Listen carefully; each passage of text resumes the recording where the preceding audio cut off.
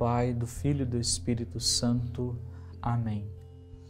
Os discípulos aproximaram-se de Jesus e perguntaram: quem é o maior no reino dos céus?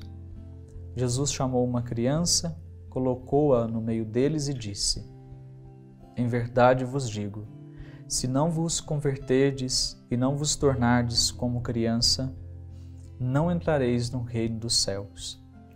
Quem se faz pequeno como esta criança, esse é o maior no reino dos céus. Para Deus, ninguém, absolutamente ninguém é menosprezado.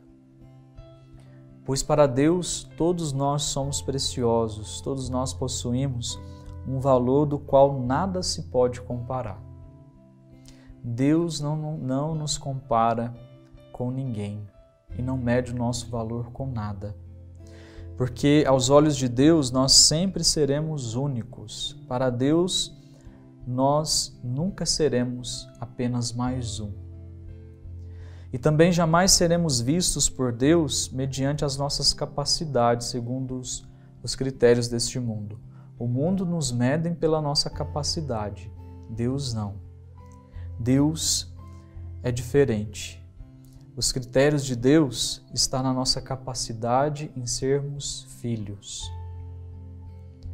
Humildemente filhos, que em tudo depende do seu Pai.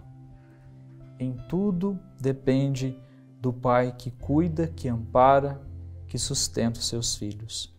Por isso que quando Jesus é questionado pelos discípulos sobre qual deles seria o maior, Jesus chama uma criança, coloca ela ali no meio deles e ensina que os maiores no seu reino, são aqueles que não perderam a capacidade de ter um coração como o coração de uma criança.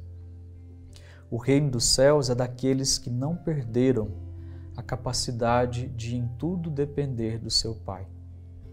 A criança, como nós sabemos, é alguém que depende de tudo dos seus pais para sobreviver.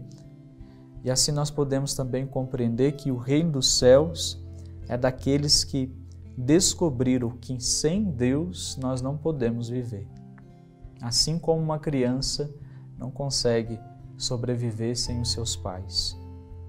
O reino dos céus, meus irmãos, é daqueles que são humildes, simples, daqueles que não possuem malícias no seu coração, daqueles que não têm maldade, assim como as crianças que são puras.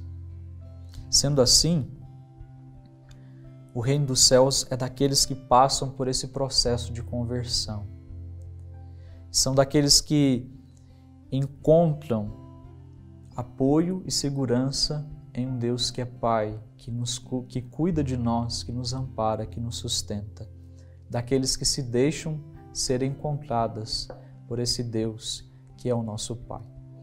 Desça sobre você a bênção do Deus Todo-Poderoso, Pai, Filho e Espírito Santo. Amém.